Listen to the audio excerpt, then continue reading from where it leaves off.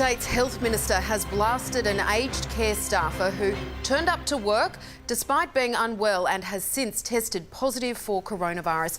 Robert Avadia is following the story for us. Rob, at least one resident of that nursing home has now also fallen ill with the virus. Yeah, that's correct. It's terrible news and potentially catastrophic. That is not sensationalising this virus at all. We've seen precisely what happens once COVID-19 gets inside a nursing home. Some 6 of 21 residents at Dorothy Henderson Lodge at Macquarie Park, 2 of 4 at Opal Care at Bankstown have died. So now, as a result of this healthcare worker attending work for 6 consecutive days in spite of showing symptoms, there is one person who has tested positive and another one who is undergoing testing right now. So the residents here are in isolation, but the health minister is furious. The message here is to aged care facilities. You need to step up and make sure that your staff understand the message. And Rob, there's a renewed focus on Western Sydney.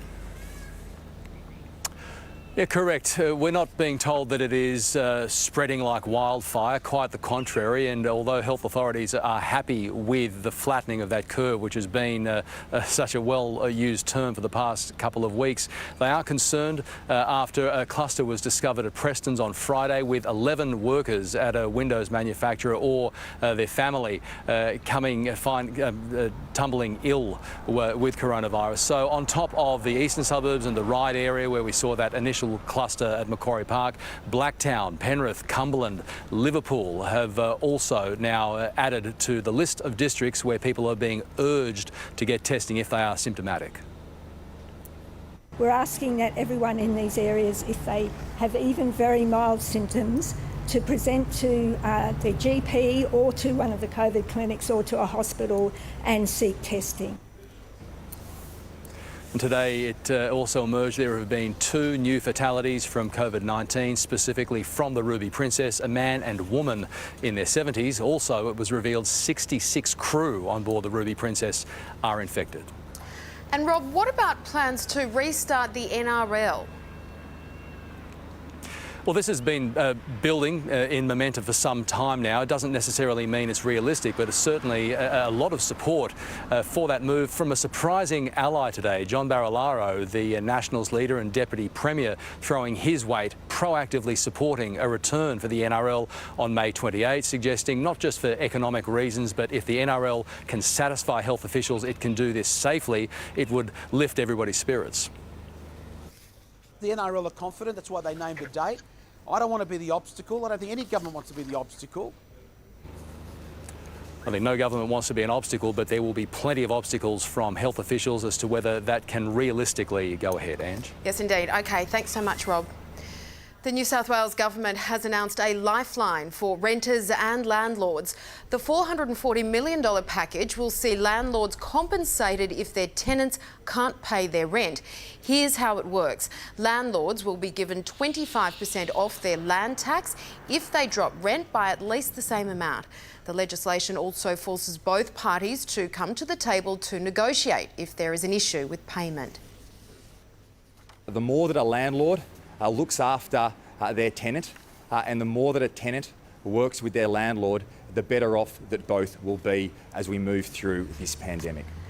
And we'll have more on this story, including how to find out if you're eligible, a little later in the show.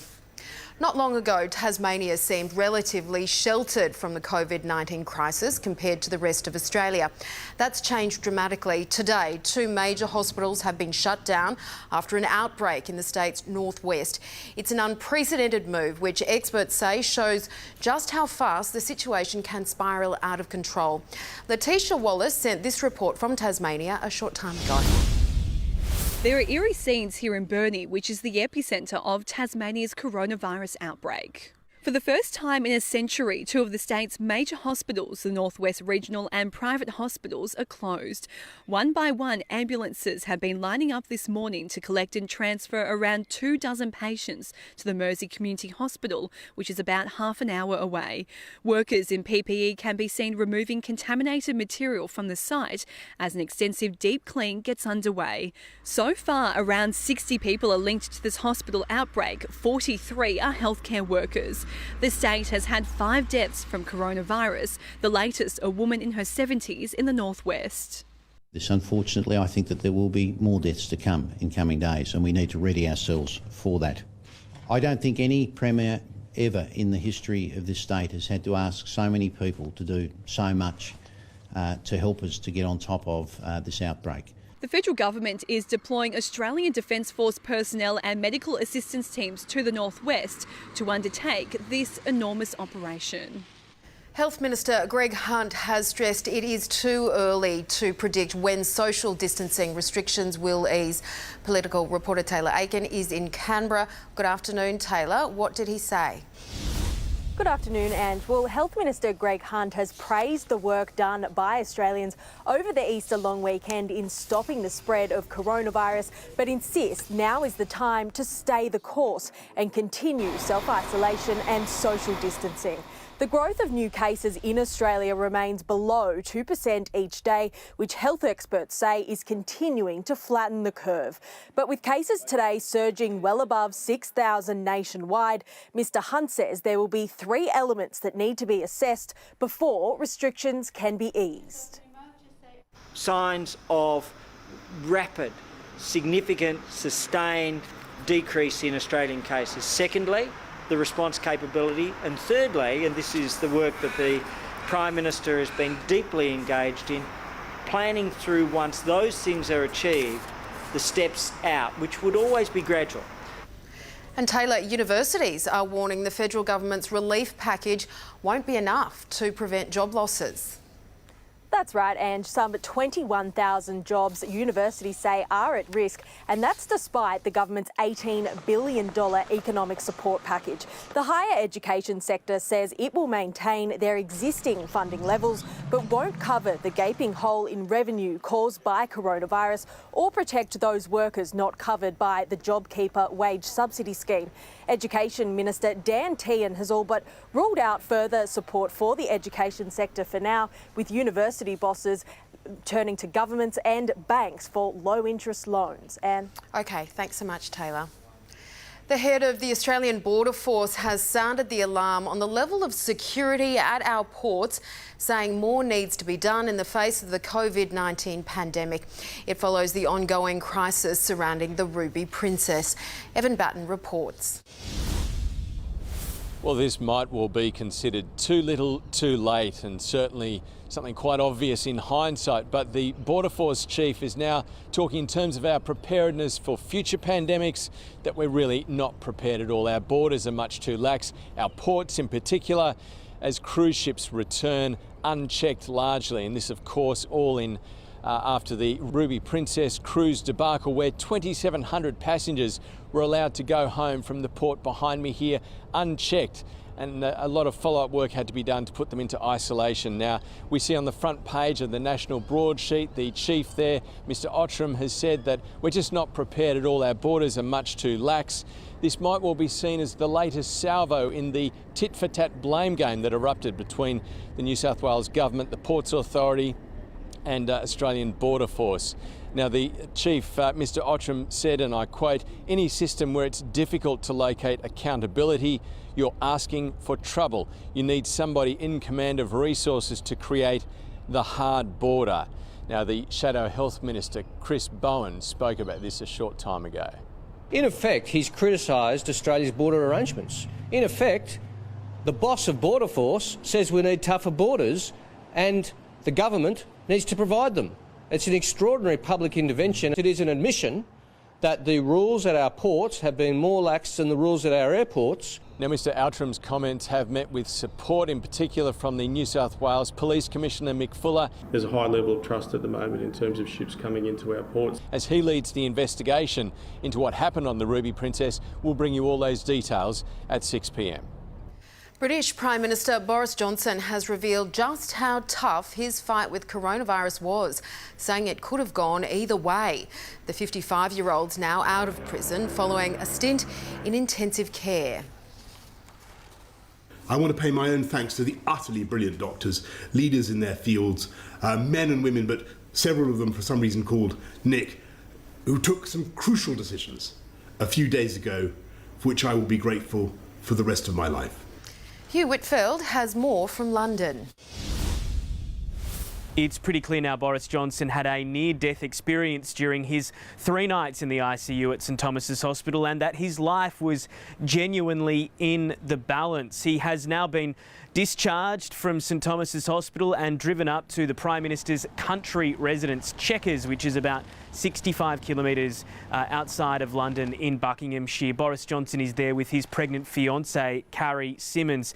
Downing Street has said that he will not be returning to work immediately, and the expectation is that he will need a couple of weeks to fully recover from COVID-19. Nonetheless, he has released this emotional video message, heaping praise on the doctors and nurses who seem to have saved his life, singling out 2 in particular, Jenny from New Zealand and Lewis from Portugal. The reason in the end my body did start to get enough oxygen was because for every second of the night they were watching and they were thinking and they were caring and making the interventions I needed. Boris Johnson, of course, is one of the lucky ones. So many are not as lucky here. The death toll across Britain from coronavirus has now surpassed 10,000. Doctors predicting that the UK could very well become the worst affected country in Europe, surpassing Italy and Spain. There is a lot of pressure on Boris Johnson's government and their handling of COVID-19, whether the lockdown was enforced quick enough, the fact that the borders remain open here, and so many doctors and nurses on the front line themselves are dying from coronavirus. Boris Johnson saying, though, in that video message, we will defeat this coronavirus and defeat it together. The Pope has delivered Easter Mass inside an almost empty St Peter's Basilica. The Pontiff spoke of a contagion of hope while acknowledging those impacted by the coronavirus. The Easter service normally attracts tens of thousands of people to the Vatican. This year, only essential church staff were allowed to attend, but it was streamed live to millions around the world. Comedian and actor Tim Brooke-Taylor, best known as 1/3 of the Goodies, has died after contracting coronavirus. The star passed away overnight, aged 79. Brooke-Taylor worked alongside Graham Garden and Bill Oddie for more than a decade with their sketch comedy. The trio winning fans across the world, particularly in New Zealand, the UK and, of course, Australia. Former colleagues and friends are leading the tributes today. He is survived by his wife Christine and his 2 sons. Help for renters and landlords until this crisis is over. That's the promise from the state government as tenants fall behind on payments. Serena Andaloro has more on the new relief package. Good afternoon, Serena. How will it work? Good afternoon to you, Ange. This $440 million relief package will be split evenly between residential renters who haven't received government assistance thus far and commercial renters, those shops, small businesses who have been crippled by this COVID-19 crisis. How it works, it will be handed out in the form of land tax discounts. So if landlords can show they have reduced their rent by 25%, then they can apply for a refund or a concession. For landlords, we're thinking about the mums and dads who, as self-funded retirees, that's their only source of income. For those tenants whose circumstances have not changed, their obligations have not changed as well, and they are still required to pay rent during this period of time. Now, as part of this package, there will also be a 2-month moratorium on forced evictions for renters in financial strife, and homeowners and tenants will be required to negotiate rent going forward in good faith. That is, if those tenants are genuinely impacted by COVID-19, Ange. Australian airlines and travel agents are under the spotlight over their refund policies during the coronavirus crisis. Although the industry is under extreme financial stress, many customers are also out of pocket. Finance editor Gemma Acton has been checking out their options. Gemma, what's the advice?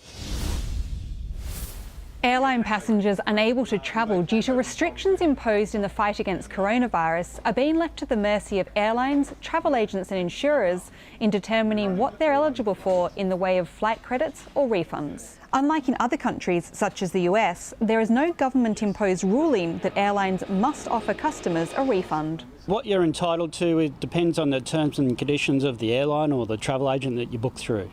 So if you book through an airline, then you need to check with the conditions of carriage, and if you book through a travel agent, then you need to check with the terms and conditions of the travel agent. Qantas is offering travel credit vouchers for flights scheduled up until July 31st. They'll be valid until the end of 2021. Importantly, you'll need to claim the voucher by the end of the month. At rival Virgin Australia, change and cancellation fees are being waived, and depending on your fare type, you'll be offered a travel voucher or a refund. Vouchers will only be valid for 12 months from the date the flight was booked, meaning many could expire before regular flight schedules or international routes reopen. If you booked through a travel agent, you'll need to contact them first, and you'll be subject to any change or cancellation fees in their booking conditions. An Easter long weekend crackdown has seen New South Wales Police hand out more than 200 fines to people breaking social isolation laws. Miley Hogan has more. Good afternoon, and well, the Police Commissioner is generally happy with the way people have been behaving so far this long weekend, but there are those who broke the law. 215 people have so far been fined $1,000 for breaching the social distancing rules. It includes people ignoring the advice and having friends over to their homes, gathering in public places and attempting to travel and go away for the long weekend. A group of 4 men were fined $1,000. They were caught returning from the South Coast after camping down there. A group of 7 were caught having a party at the Meriton Suites in Parramatta, and one breach that police say went way too far was a group of people in a car in Port Stephens. They pulled up alongside an elderly couple. The passenger leant out of the car and coughed at them.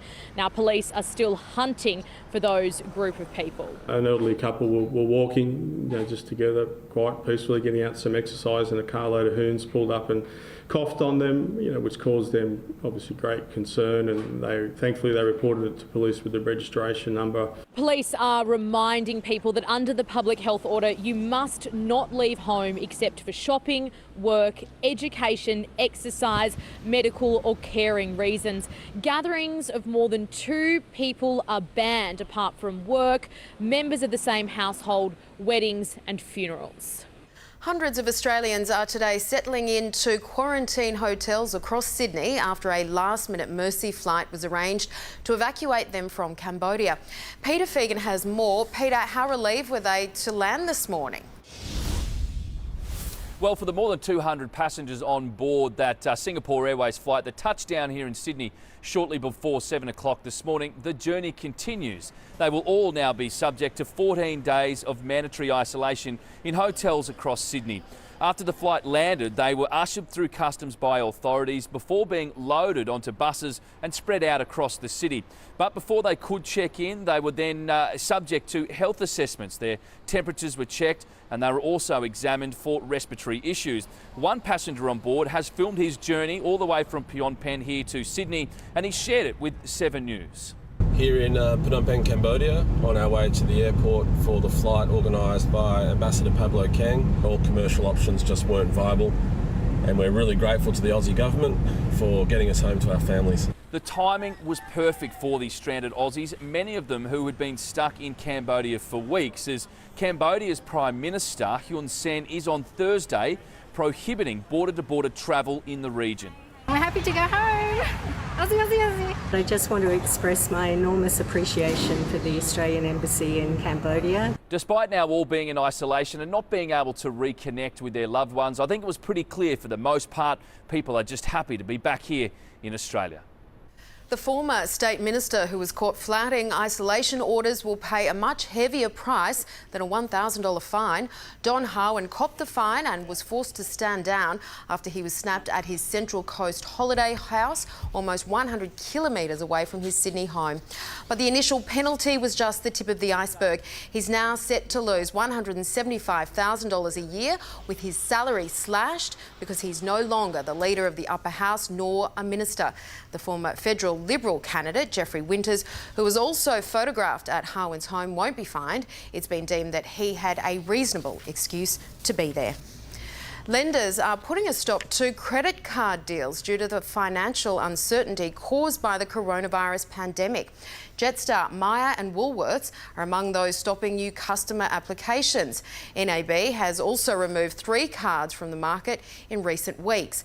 ANZ has removed a rewards card offer involving Virgin Velocity points. As the unemployment rate continues to rise, it's believed even more providers will withdraw offers. There are explosive new claims. The US government refused to follow the advice of health authorities for around a month before finally introducing social distancing measures.